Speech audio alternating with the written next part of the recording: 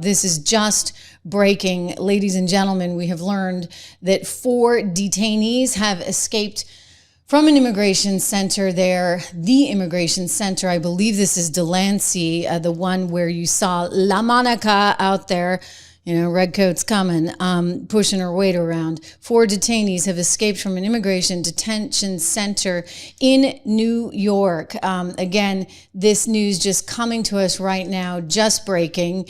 And this is of some concern, shall we say, because now you have to ask, are the inmates really and truly running the asylum? In other words, did someone actually encourage them to escape? Did someone allow for this? 4 detainees, I'm just putting this up on the screen for you. Again, we're getting this to us in real time, have escaped immigration detention. I mean, this is, I think what you're going to have questioned here is whether or not there was any help.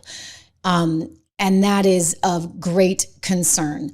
Great concern, because it would once again suggest that there is this breakdown between federal and state law. It was indeed Delancey. I can report to you now, ladies and gentlemen, 4 detainees have escaped from an immigration detention center in Newark, New Jersey. According to DHS, more law enforcement partners have been brought in, according to the AP, in order to find out the details of just exactly who's missing from Delancey Hall. A DHS official is saying that they are not identifying them at this point, and they're also not identifying which agencies are going to be involved with this. They had a 1,000-bed facility there, ICE does, and this is all part of the crackdown on illegal immigration. These were people that are believed to have committed crimes that are there being held in the ICE detention center. And U.S. Representative La Monica MacGyver was there just earlier this month alongside Menendez's relation, I think it's his son, who was also there, along with one other congresswoman, and they were protesting alongside the Newark, New Jersey mayor. He, however, played ball with Alina, and he got off the hook. They had arrested him there at that event, and yet this woman decided to kind of go all in, literally and figuratively, all in. And as a result of that, and with it being caught on tape, she is now facing 17 years. 17 years in federal prison. So unbelievable. Now you have 4 that have escaped, and so a lot of questions will be raised. Did people with a certain political bias have anything to do with the escape? And if they did, well, then they are going to be facing prison themselves, much like the woman in red. Not that woman in red. That's another woman in red. You know the woman in red. The woman in red being La Monica MacGyver.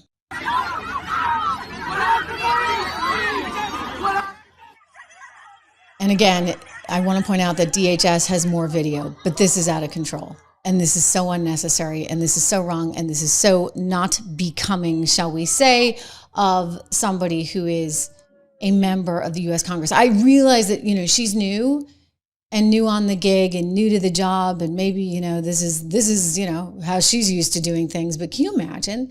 Like, if that were me, first of all, I wouldn't be there. This is for starting, unless I was reporting on it. But do you think I'm physically going to push myself? No, you extricate yourself from this situation so that it doesn't heat up in that kind of way. You don't get into a fist fight, for goodness sakes.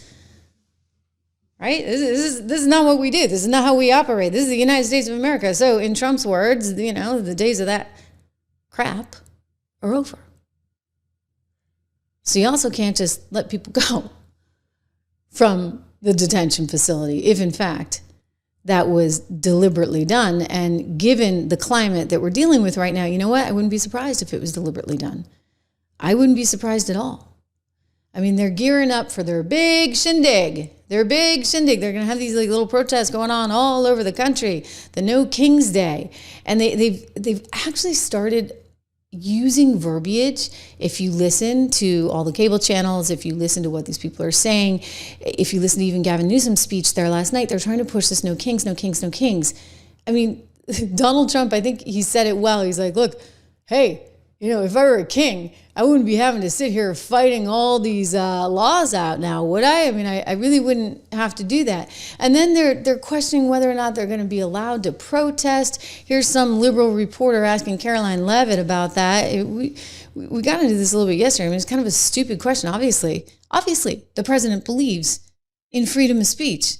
I mean, what do you think Truth Social is about, right? Freedom of speech, because he got shut down from everywhere, so he created Truth. He's a big believer in the First Amendment. But there's a difference between a peaceful protest and, shall we say what we just saw LaMonica doing out there in Newark, New Jersey. Here's Caroline. Thanks so much, Caroline. The president warned that any protests on Saturday would be met with force. Can you clarify what kind of protest President Trump does support or find acceptable? The president absolutely supports peaceful protests. He supports the First Amendment. He supports the right of Americans to make their voices heard. He does not support violence of any kind. He does not support assaulting law enforcement officers who are simply trying to do their job. It's very clear for the president what he supports and what he does not. Unfortunately for Democrats, that line has not been made clear, and they've allowed this unrest and this violence to continue, and the president has had to step in. So if there were peaceful protests on Saturday for the military parade, President Trump would allow that? Of course the president supports peaceful protests. What a stupid question. Raquel. Stupid question. Forgive me. I think I said dumb question, but it was a stupid question. Of course he supports peaceful protests, but you don't support the craziness that we have seen out in Los Angeles. Okay? Like, that's not okay. That is not cool. And for the Democrats to sit there and say, like, well, I don't see anything. I think Maxine Waters was trying to tell us because nobody had actually died that these things were peaceful. And I'm like, wow, you got a low bar. Okay, like that is a really low bar.